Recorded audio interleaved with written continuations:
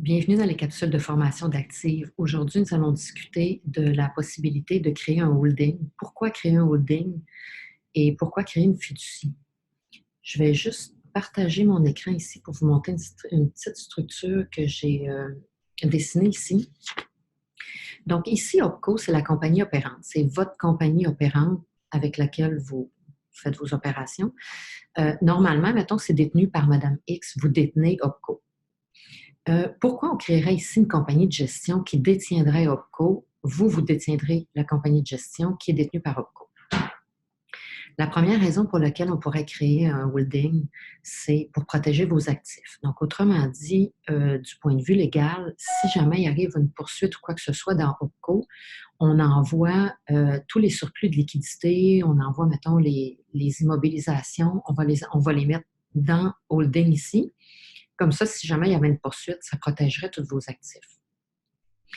La deuxième raison, c'est que si, mettons, vous êtes plus qu'un actionnaire et que vous êtes deux actionnaires, plutôt que de détenir Mme X et M. X ici qui détiendraient OPCO, la compagnie opérante, chacun aurait une compagnie de gestion.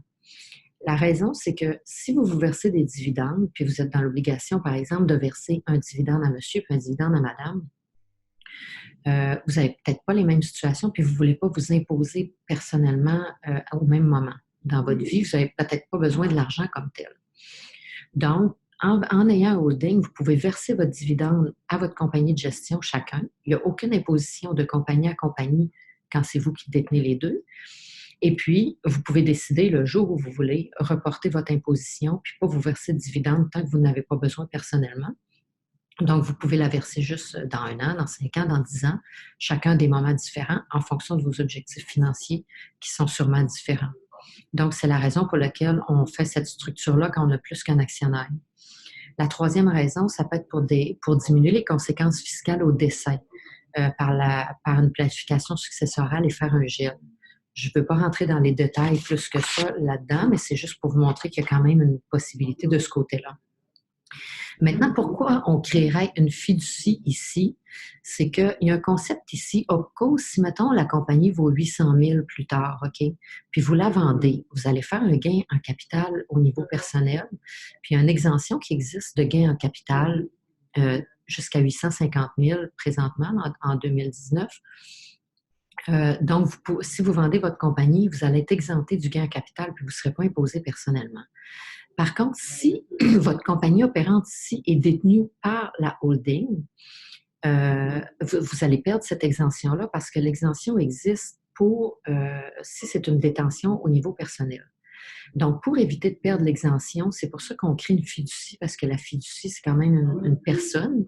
Donc, ça vous permet de ne pas perdre votre exemption de gain en capital. Je ne veux pas rentrer plus en détail de la création de fiducie parce qu'il y a plein de sortes de fiducies. Ce n'est pas le but et l'objectif de la petite formation d'aujourd'hui. Donc, dans le fond, quand on regarde ici, avant de créer ça, il faut regarder ici si on a juste besoin de notre argent pour vivre puis qu'on la sort tout simplement, on n'ira pas créer toute cette structure-là pour rien parce qu'il y a quand même des frais parce que c'est une compagnie additionnelle plus une fiducie. Donc, c'est des entités distinctes additionnelles. Et puis, c'est des frais de comptable aussi. Donc, ça fait plus lourd à gérer d'année en année. Mais quand il y a beaucoup d'argent qui sort ici, vous voyez quand même qu'il y a des raisons pour lesquelles on crée des structures comme ça. Alors, j'espère que ça vous a donné au moins une petite idée de pourquoi on crée des holdings puis des fiducies.